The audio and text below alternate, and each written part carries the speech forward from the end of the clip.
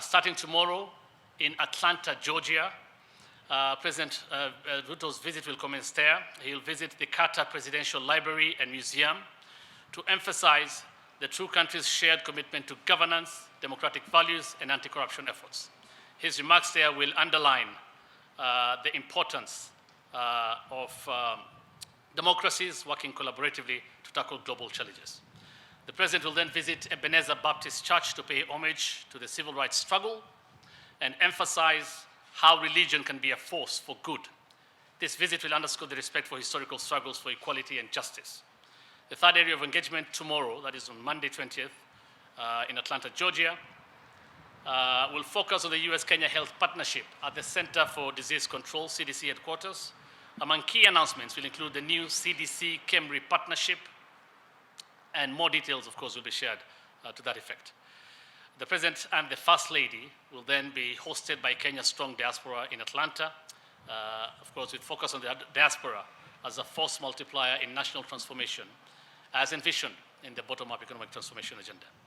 On Tuesday, still in Atlanta, Georgia, the President commences his second day at Spelman College, where he will discuss the critical role of higher education, particularly science and technology, in enhancing Kenya's human capital development, which is critical to attracting investment that solidify Kenya as an appealing destination for tech jobs for both present and future needs.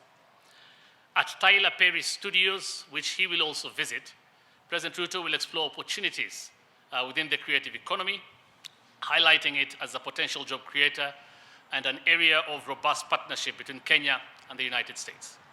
The President will then shift attention to trade and investment with a visit to Coca-Cola, where new investment partnerships will be announced. He will also then launch Vivo's inaugural store in America. That's a leading Kenyan retail fashion enterprise, showcasing the power of Kenyan women entrepreneurs.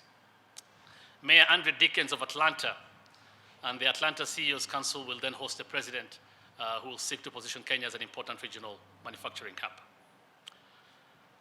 After that, the President and the First Lady will travel to Washington, D.C. on Wednesday, May 22nd, arriving at Andrews Air Force Base, where they will be officially received with full ceremonial state honors.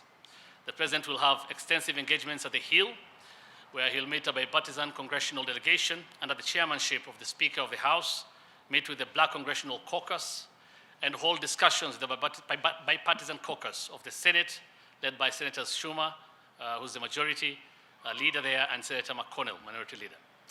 In his meetings at the Hill, the President will apprise the legislators on the challenges faced by democracies on the continent and the urgent need for America's tangible and practical engagement with the continent.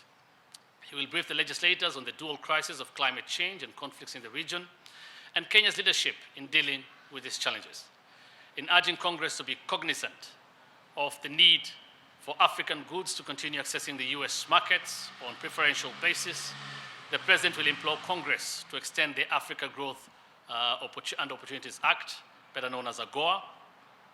On Thursday, which is the main day of the President's state visit to the United States, the President and the First Lady will lay a wreath at Arlington National Cemetery to honor the sacrifices of American soldiers, as well as historic figures such as Thurgood Marshall and John F. Kennedy, who have had profound impacts on the history of Kenya.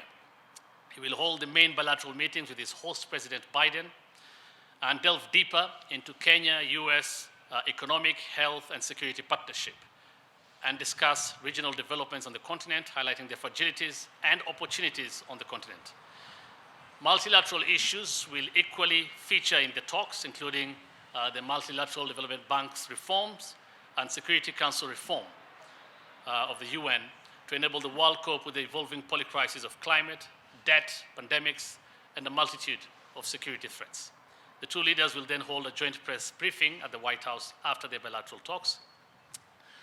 President Ruto will thereafter deliver a keynote speech on shared climate solutions at the Smithsonian, discussing global environmental challenges and collaborative efforts to address them. This is what he has been doing, of course, as you know, for the last 1.5 years as a champion of climate change and the best way to mitigate climate change. So as a champion of climate action, of course, he's also still the chair of CAHOSC. The day concludes with a state dinner on Thursday at the White House celebrating the enduring friendship between Kenya and the United States. Finally, on Friday, May 24th, the visit concludes with strategic engagements focusing on trade, investment, and digital cooperation. That includes a breakfast at the US Chamber of Commerce, where President Ruto will make the case for Kenya as a prime destination for US investments. He'll also hold a digital roundtable discussion hosted by Vice President Kamala Harris, exploring the potential for expanding the US-Kenya digital partnership.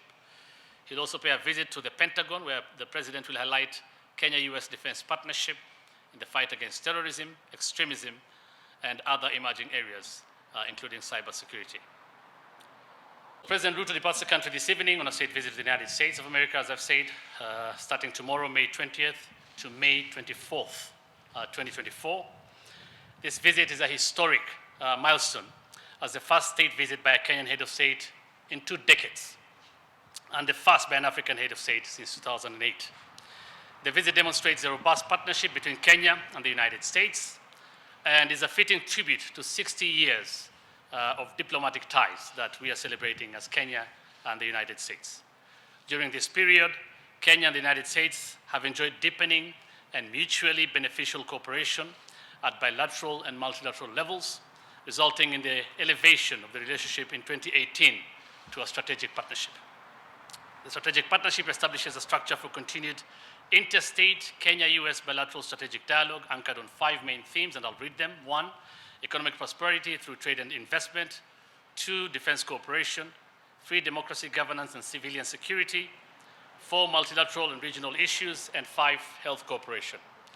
It is in this context of pursuing tangible outcomes in each of these critical result areas that accelerated cooperation has led to the gracious invitation of President Ruto by his counterpart, President Joe Biden of the United States of America. The visit is themed Partnership for Prosperity and aims to bolster shared commitments to economic growth, democratic values, peace and security, and reflects the strategic importance of Kenya to the US as a leading regional anchor and the main commercial gateway to Eastern Africa. The visit builds on existing partnership to highlight the following key thematic areas. 1, shared values, including democratic governance. This includes people-to-people ties, health partnerships, as I said, and promotion of the creative economy. There will be several meetings towards that effect. 2, security cooperation for peace, security, and sustainable development. 3, trade and investment for shared prosperity, and there will be announcements to that effect as well. And digital technology cooperation, which of course delivers innovation, progress, and inclusion. Kenya and the US share a strong bond of friendship, evidenced by the exchange of high-level visits between the 2 countries. Since December 2022, Kenya and the US have enhanced bilateral and multilateral engagements through our participation in the US-Africa Summit, the 3rd bilateral strategic dialogue in April 2023, the National Prayer Breakfast in February 2024, and roadshows in Chicago and New York, among others, late last year. Following the roadshows, there has been an increase in investments by US tech companies in Kenya, and we'll see more, of course, as we head to the state visit, or as the President heads to the state visit. This include the companies, that is Microsoft, Google, Cisco, IBM, Kiosk, and Sun Culture, among others.